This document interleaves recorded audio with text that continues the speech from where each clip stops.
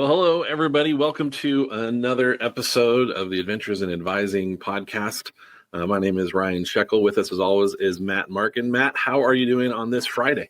Yeah, we're recording this on a Friday. There's always going to be, we always wanted things to be smooth sailing. I can't even talk today. But there's always some tech issues. I think your computer crashed a few minutes ago, but we're back on, which is great.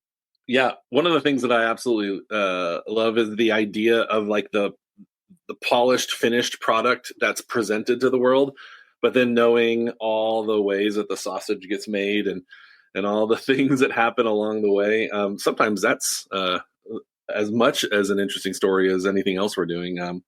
But I'm really excited to talk to our guest today. I don't know if I've ever expressed it this way before, but one of the absolute gifts that academic advising has given me is the people that we meet along the way. And every time I have a chance to talk with someone who I've known for a while, but from this perspective, I really appreciate it. So I'm looking forward to our conversation for this episode. Yeah, and this is someone that you actually have known for many, many years, someone that you respect, someone that I've only really known kind of through social media, someone that will be at the annual conference in Vegas in October, and someone that's been a huge supporter of the podcast as well. Yeah, absolutely. So today we have Temple Carter with us. I'm going to read, of course, Temple's bio, but for context, Temple, how long ago was it that we met? I'm trying to remember what state conference we were at. I feel like You're testing my memory this morning. It's a while. It had to be at the Texas A&M conference. Yeah, it was one of the Texas A&M conferences. I think it might have been Waco, and I'm thinking it might have been 2014. I'm not 100% sure, but so Temple is passionate about cultivating talent, and that's one of the things I've known for the whole time since I've known her. She wants to help academic advising professionals develop their skills, grow in their roles, and realize their full potential. She currently serves as the Director of Advising, Programming, and Development for the Texas A&M University System, where she designs professional development experiences for advisors across their 12-member institutions. Temple's journey into higher education has been anything but linear. We'll talk a lot about that today. She has a bachelor's degree in theater, specifically the directing perspective, and a master's in educational technology from Texas State University. She spent 18 years in higher ed working in academic advising, teaching, training, and program development before taking a leap into the corporate world. She honed her skills in leadership and organizational development through roles at CPS Energy, where she worked in leadership development, and at HEB, where she contributed to the organizational design team. These experiences broadened her perspective on talent cultivation and brought fresh insights back to her work in higher education. At her core, Temple is a storyteller and connector, someone who believes that investing in people is the most important way to transform institutions and student experiences.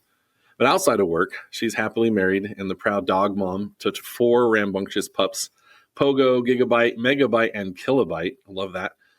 Who keep life full of energy and laughter. Temple, thanks so much for joining us today. Thanks for having me. I'm excited for the conversation. Absolutely. That's the formal bio. We always love to get that sort of comprehensive perspective and then sort of deconstruct it as we go. But we also like to hear it in your own words. What has been your experience and your path in higher education? Sort of what's your origin story? So that's a wonderful question. My origin story is not linear, like a lot of people maybe or think it should be. I started off as an administrative assistant. I applied for a position because I was a student worker. I had graduated. I knew I wasn't going to go into the theater arts. So I had worked in higher education a lot, and I applied for the administrative assistant position. And in that time, my supervisor told me about an academic advisor position that would be becoming open. Funny enough, I was in college. I had an academic advisor, but I never thought of it as a career path. So it was great that she saw those elements in me that she thought would make me a great academic advisor. So started on that path and absolutely fell in love with it. Working with exploratory students, helping them find those aha moments, helping them find the major that they're interested in, that they're passionate about. It's hard to put into words how much I really enjoyed that experience. And after a little while, I started to notice another passion of mine, which is like the learning and development, that training and development side that I thought was really, really cool to put into academic advising, to say, how can we train our advisors better? And that moved me into more of a training and development role. And also at my time at Texas A, I noticed that I wanted to work with students in a different capacity. So I started my faculty position where I worked with students in career development, worked with everything from seniors to freshmen. And that was a wonderful experience that I think my advising background definitely helped with. And so I did that for about 5 years. And then a position became open at the University of Texas at San Antonio. That wasn't like other positions. And it was being over the training and development, almost like the employee experience for their academic advisors at UTSA. And so that really interests me because you didn't see them back then that often. So I applied and got that position. And in that time, I learned a lot about not just training and development, but the hiring process, the thoughts that you should put in there to attract talent to, your institutions, thinking about their performance. What do they need to support the students? What resources do they need? Do they have the development tools that they need to thrive in their roles? And then also looking at how are they engaging in their positions to keep them motivated. So during that time, then the pandemic hit. And so higher education was kind of turned on its head. So a lot was going on for us to be in survival mode at that point. And at that time, I wanted to try something different. Something in me was like, this is the time to try something new. And I dipped my toe outside of higher education and applied for a position at CPS Energy for their leadership development team. I was nervous. I didn't think I would get it, but I got it.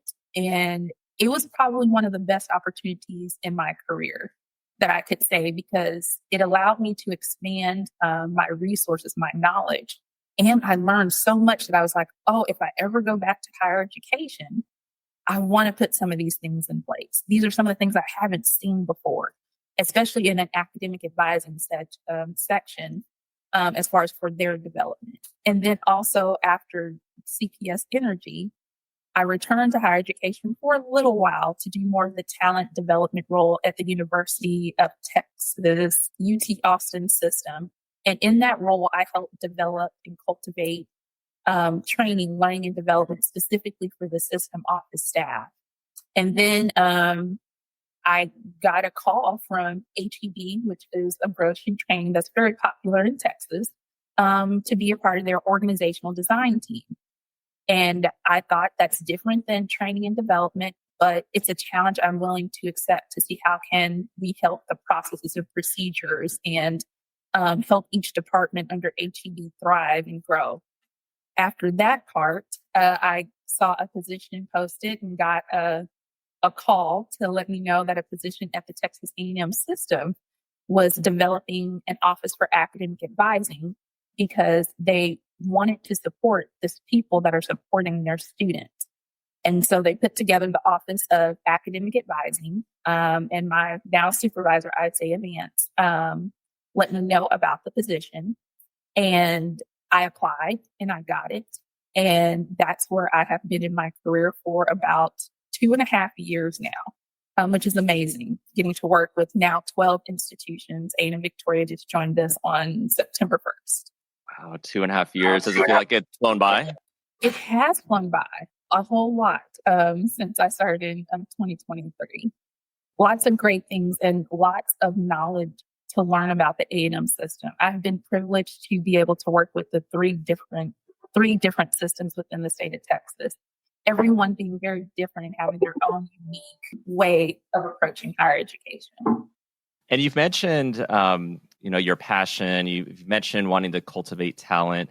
I was wondering, what lessons maybe from, because you've been in higher ed, outside of higher ed and corporate world, back to higher ed. I was wondering what lessons from CPS Energy and HEB have influenced maybe how you're approaching advisor training and organizational growth. So One of the ways at CPS Energy is they expanded my mind past just training and looking more at the professional development side. So with leadership development, I would say from CPS Energy, they had an emerging leaders program, which was more about the professional development side than necessarily just the training, the day-to-day things that you need to do your job and having that professional growth. So when I saw programs like that and having like a leadership library and encouraging your employees to do development outside of training, I was like, this is the type of mindset, this is the type of strategy we need to bring to academic advisors as well too. So that way they can bring their talents, because every individual advisor brings something different to their style to advising to support students. And even at HEB with a different approach, since that wasn't necessarily under talent development, but just how do we structure our organizations? How do we structure our academic advising programs to maximize effectiveness and efficiency to support the advisor and the student? So one of the things that was most interesting to me in preparing for our talk today was thinking about the unique perspective that your experience brings, having been in higher ed, having been outside of higher ed, seen multiple institutional systems. Do you have any thoughts about why the for-profit corporate world might be a little bit more, I don't know, strategic or intentional in professional development or talent development than maybe other higher ed experiences you've had before? It's hard to say how they pinpointed that to say, okay, if we invest in our people and our employees, that will help us with our performance and with our business. I think it's something that higher education is now starting to tap into a lot more, when I'm seeing a lot more employee success centers that's coming about and faculty success centers. But it's difficult to pinpoint why they may have done it. And I think it could be something to the lines of they just know by investing in their people that that's going to help their customers, that's going to help their business overall. And that's something that I definitely hope higher education continues to do. Yeah, I hope so too. We'll see what happens. Now, with your experience and your role, like what skills do you think are most critical for academic advisors to thrive right now? I think some skills, definitely communication skills, and being able to adapt in the moment. There's so many things going on, and you have to be adaptable to any situation that's thrown at you. From a student walking in that may be upset about a grade or a major, to a policy change, being able to adapt to any type of procedures or policies that come through the university. I would say some other skills that would be very important is curiosity. And I know that's more of something advisors need to build, to be more curious about their profession and how can they best serve and help students, and also how can they move the profession forward. So just being curious about their role. Speaking of roles, especially in advising roles, what have you learned and how have your potential answers to questions like that changed from when you were in an advising role to now being an administrator at the system level? Those organizational levels, if you want to think of it like that. Anything in particular that stands out to you in the difference of the way you viewed things at the beginning to where you are now? I would say naturally things change as you get older, hopefully wiser. And I would say the way that I thought about academic advising when I first started, can't believe I'm going to say this, in 2006, is that the sole focus that I had was on the student, as it should be. The student should be at our full focus. But the more I switched into different roles, the more I did realize that you have to support the people that are supporting our students. And so as I moved into the different positions, I started to think, okay, how can we do that? We're here for the students, but if our support system is burnt out, tired, don't have the resources they need to do the best work that they could do, the student is going to ultimately suffer the consequences of that. So I would say my scope kind of expanded from the student to the people supporting the students.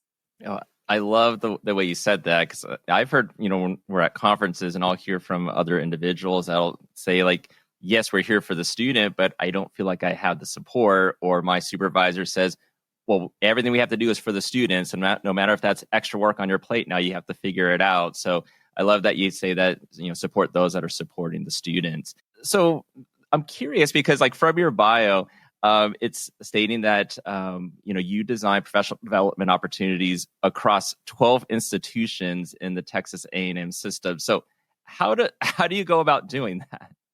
That is a great question. I have great leadership who trust that I'm going to deliver and kind of try to make some magic happen. And what I mean by that is not putting me in a certain box to say you have to do it this way.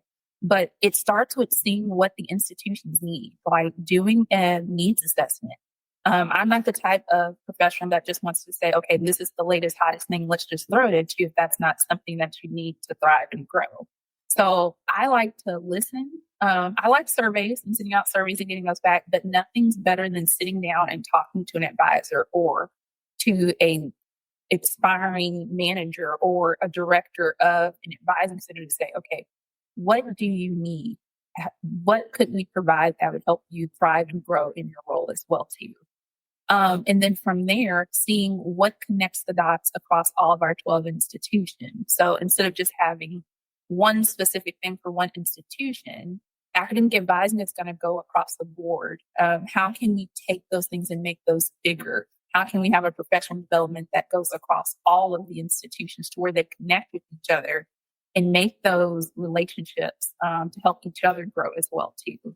So it kind of starts there with the assessment. And then from there, the 3 words that I'm concentrating on this year specifically is connection. How can I get the advisors connected, be it networking opportunity, coffee chats, conversations, just to be able to relate and talk with each other. The other word that I have is develop. How can we provide development opportunities that are accessible or also in person for the advisors to be able to network with each other? And then the last one that I have is engagement. And I believe engagement is very important. That also influences your professional development as well too. How can we keep the advisors engaged and recognize their impact as well too? So it's not just professional development that I try to focus on. I try to focus on that engagement piece as well too. So our advisors feel motivated and excited about the work that they do because they're doing amazing work. They're changing lives every day. I'm a little bit of an organizational design nerd myself. It was a feature of my interdisciplinary master's. And one of the concepts that I ran across during that time was this idea of boundary spanning. In really highly structured bureaucratic organizations, sometimes either a person or an activity, an event, or some sort of cultural element, spans those boundaries. And I'm realizing you're a boundary spanner. And I'm curious in those experiences that you've had so far, any like just favorite things that maybe were unexpected, operating between multiple institutions, multiple locations, multiple structures, just spanning those boundaries that really brought some joy or excitement? I would say a few things. One is seeing those aha moments. So one of the things that we did is we were fortunate to take a group of a representative from every institution to the NACADA Assessment Institute. And being able to have that opportunity to take individuals that had never been to the Assessment Institute and building almost like a cohort to where they went to the Assessment Institute. They'd never met before, but they bonded together, and being able to see that with the individuals, that they form these relationships, these connections to where now they contact each other if they have any issues or notice something. That's something that I saw that I got to participate with and help plan that I thought was really great. And I feel like that helped expand the boundaries to get people together on a specific subject with assessment and being able to have them connect. Now, you were mentioning in one of your previous answers about advisors you feel advisors should be more curious. And I was kind of thinking, like, with your theater background, does your role, I'm sure you seem to be a very creative person. So do you feel like your theater background plays into the work that you do? Absolutely. Even though I don't always like to be in front of the camera or on stage, but I have my theater degree, I like to be behind the scenes. I think it absolutely helped with the creativity. I think it also helped with the structure to where I have to see the bigger picture with everything and understand how each role operates within it to help create that final product. And that's what I definitely appreciate about my theater degree, that helped me recognize and appreciate that everyone has a role in this ecosystem, but how can we all work together for that beautiful final product production at the end? And not just a theater background, which I know is from some context a technical theater background when you're in directing and making those production sorts of decisions, but then a graduate degree in educational technology. I know the technology world moves so fast, and that was some time ago. But any particular lessons learned or perspectives gained from that ed tech perspective that you're still using today? Yes. Always be curious and go play. That was the two things that stood out to me. And what I mean by being curious, because I know I mentioned that earlier, is be curious about the technology and see how it could help you be more productive. How can it help you in certain situations? So don't be afraid of the technology. Just go play in it. I have to admit, I'm not the person that always reads the instructions and everything before jumping into something or putting, IKEA furniture together. But just go in and play and not be afraid of it and see what comes of it. That's what I learned from my ed tech is those two things specifically, because technology changes so quickly that you can't be afraid of it. Go play with it, see what happens, and see how it can help you. Yeah, I think relates to that is like with AI, and I would assume you probably get in your role get a lot of questions about AI and what do we do with it. And I know Ryan and I always talk about, like, we should play with it. It's a sandbox. Let's see what comes about. But I would imagine you have individuals that want to dive into it, others that are more hesitant. How do you help, I guess, advisors, institutions, leadership across the board try to figure out AI? So AI, it's definitely here to stay. And as you mentioned, there's various levels to AI. I tell them to be curious with it. So like designing a training session specifically for AI. Let's just play in it. Let's ask questions. What's a question that you have? Something with, you're advising. Don't put, the student's information in there, of course, FERPA. But let's be curious about it and play with it first. And let's talk about how people have used it in their day-to-day to work as far as like with advising. How can we share this knowledge base to say, AI is here, this is how I've been using it, so it's less strenuous on somebody who's new to it or intimidated by it if they hear other people say, this is what I've used it for. This is how I've used it in my advising work. And also the same thing for leaders as well, too. We have to get the leaders on board for them to be able to build that environment for their advisors or their staff to be able to implement it or encourage them to use it. So this is I feel like a technology related question, but it's a little bit from a different perspective. Gigabyte, megabyte, kilobyte, like the dog names. I feel a little bit for Pogo being the odd one out there, but where did that come from? So, my husband and I, we bought a house a few years ago. A neighbor was there and moved out, but left the 3 puppies in the backyard. And we're like, we're not going to leave them or give them to the shelter or anything. So they came. So my husband is in the tech field. So I let him name them. And that's where gigabyte, megabyte, and kilobyte received their names. And then Pogo was there first. So he's still getting used to the 3 puppies rolling around. He's 5, they're 1. So it's interesting dynamics going on in the house. So who named Pogo? My husband did as well too. So how he jumped from pogo to megabyte, gigabyte, and kilobyte. Yeah, he was just in a certain mood that day. And they came as a package deal. That helps a lot, like, because names and the words we choose matter so much to me. And I'm like, oh, but if they came as a package deal, then I'm like, yeah, I would have to have found a theme as well. And I go that. I also noticed that in the middle of Pogo's name is OG, and that's good because it's good to know. Exactly. He likes to make that known as well too. Well, Ryan, how did your dogs get their names? Oh, so we have two litter mates, miniature schnauzers, and we had a miniature schnauzer before.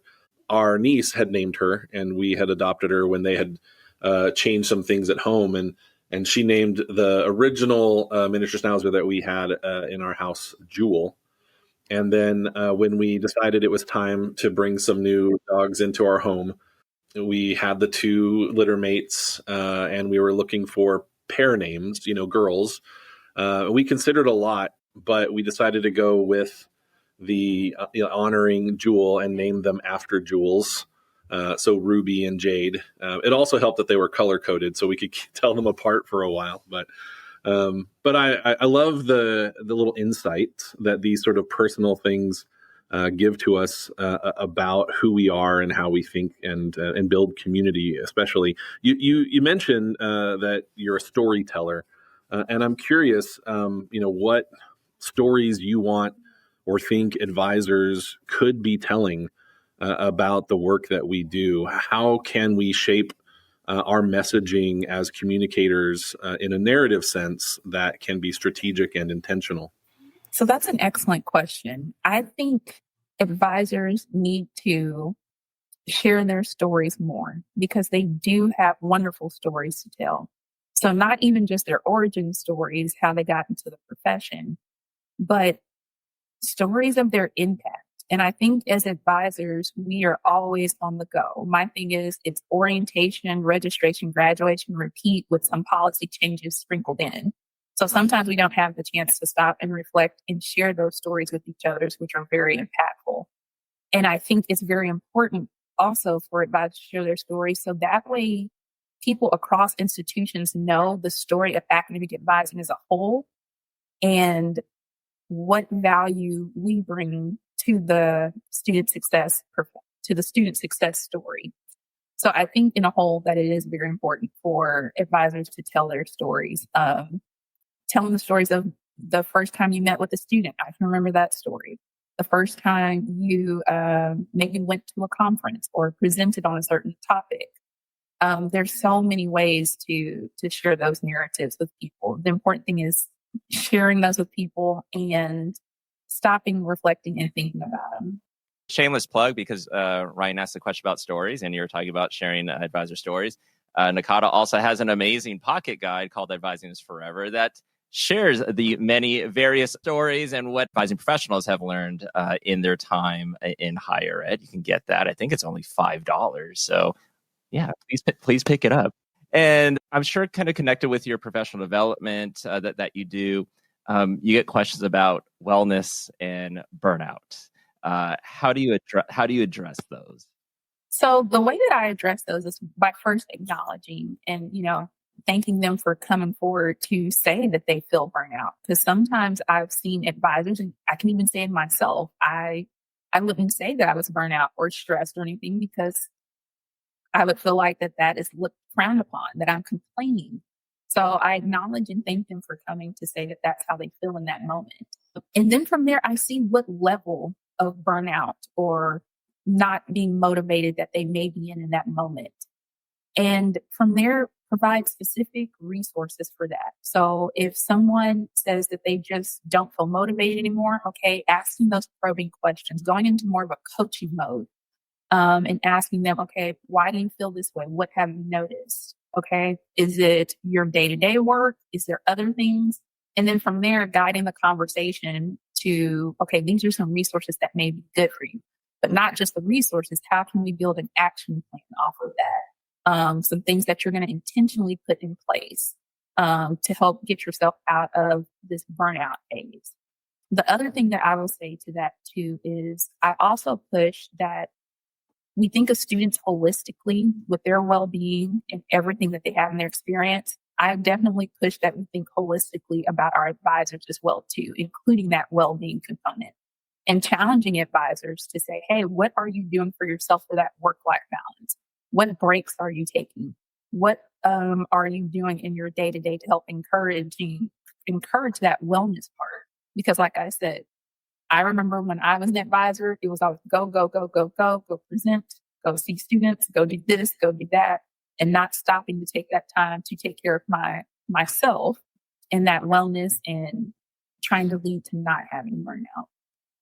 Yeah, there's so many times that I've been in, let's say, my freshman seminar class talking about success in college for students and going, I'm glad I get to say this again so I can hear it said for myself. But I'm curious about your experiences in the classroom as well. That's something that I personally find really enriching in my perspective of academic advising, my role as an educator at an institution working with students in lots of ways. What did you take away from those experiences teaching the classroom, and what did you teach? So I taught a few different classes. I taught everything from university seminar, which, you have to love it with that freshman class coming in, all the way to seniors who were in their capstone course. So it was a general studies, please do not quote me on the number, like 4360, which is a career development class, which I loved. I love seeing those aha moments. One of my favorite times in the class is when we talked about salary and people saying they're going to make $100,000 once they retired, and then also saying taxes. What are those? What are those things? And I was like, let's have a conversation about this.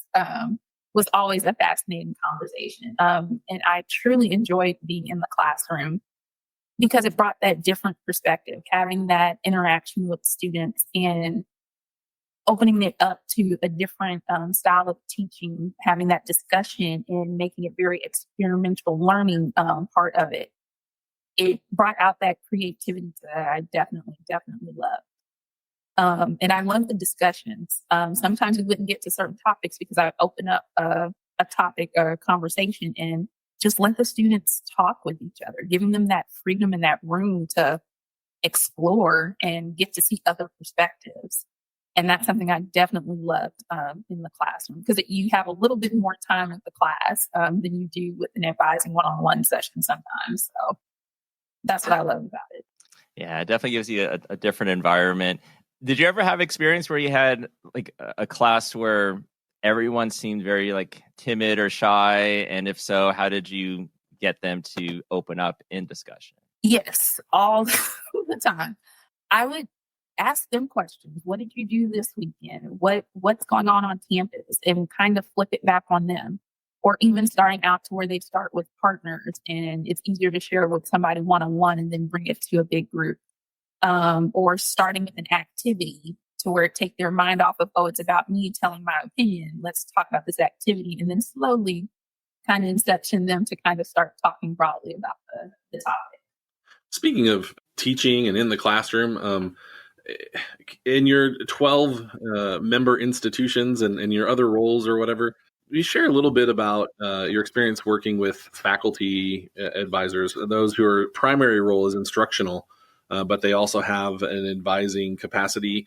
Have you had much experience working with them? What are their bigger challenges and frustrations along the way? So a few of our institutions have faculty advising. And right now, we're in the beginning stages, like I said, with the needs assessment and finding out what they need. But just from our listening session, our listening tour that we took about a year and a half ago, their needs are a little bit different than the professional academic advisors. Some of the things that they mentioned that they want to know more of is just like the foundation pieces of advising. How do you balance the instructional part of their role with the academic advising type things that's going on that's required of them and meeting with the students with the curriculum.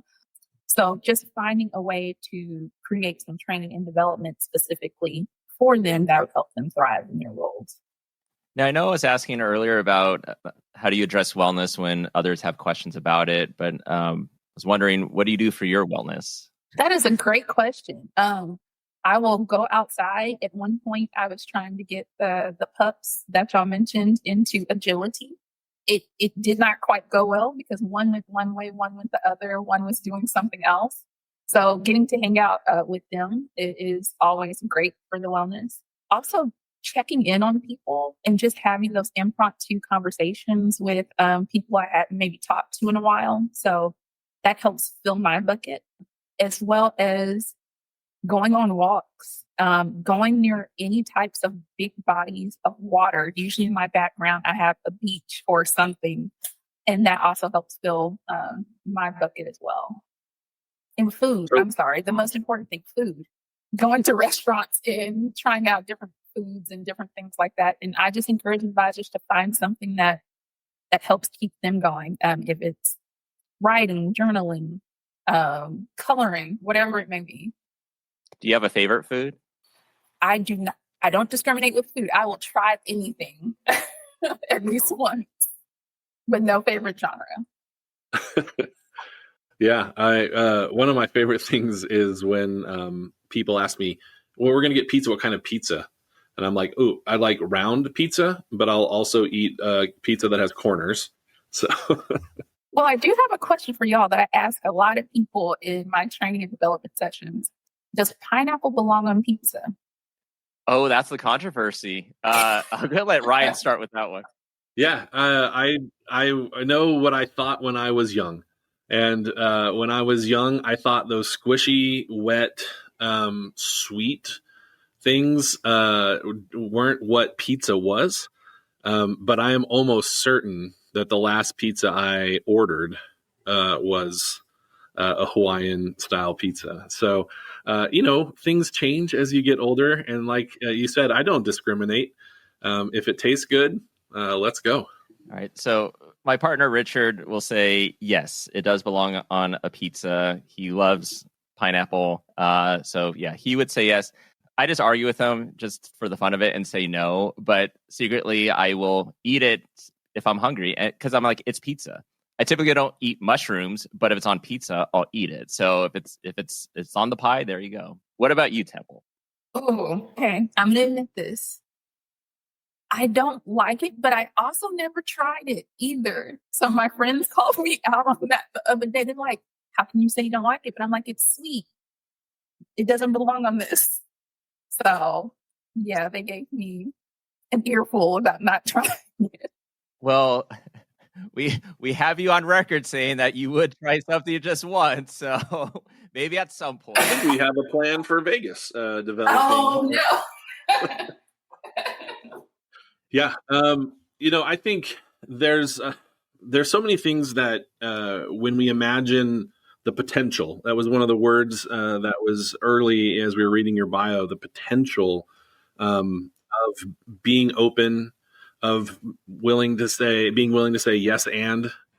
It's so hard sometimes when we're responsible for so much, so frequently in academic advising to not protect ourselves in some way. And I think what is sometimes the best protection is just investing in your capacity to deliver by finding the things that, fill your bucket, that sharpen your saw, that really give you some sort of joy and purpose and direction. And I know, Temple, as we've had our conversation today, you shared lots of different ways that your educational background, your work experience, your life outside of those things really do that. How when you're responsible for advisor training and development, do you balance all the needs? Is there a particular strategy you found when developing organizational and intentional answers to these many needs? How do you address them all without getting overwhelmed by them? That's a wonderful question. Because going back to what you said, I do feel like even as advisors, when I was an advisor, there were so many balls in the air juggling. I would say right now, the way that I organize or find priorities is by first starting with the department goals and see how can I fit what I'm doing to help us accomplish our overall goals, what that's going to look like. And from there, that helps me decide what's a priority. Not saying all the requests and things that comes in is not a priority, but prioritize to say, okay, this is what I can commit to. And then letting some of the lower priorities know, hey, I want to work on this. I want to help you with this. I want to get to this, but it's going to take some time because I have to get to this first. So communicating with people so they know where they are on the list and that they're not forgotten. We care about them, but I have to get to this specific need first because it's going to help us reach this goal and then get to everything else. And that's the way that I do it, just to make sure people understand where they are in the prioritization list. And also using tools like Asana, which is a project management tool. Love it because it sends me reminders, notifications. And it's very, very helpful to keep everything kind of in order and on task. Yeah, communicate, just keep people in the loop. Why is that such a hard concept for some people to fathom? But Temple, we covered a lot of stuff in this interview. It's so great to talk to you virtually. I'm looking forward to seeing you in person in Vegas. You know, Ryan has spoken so highly of you. And so it was like, we got to have Temple on the podcast. So thank you so much for being on the podcast with us. Thank you for having me.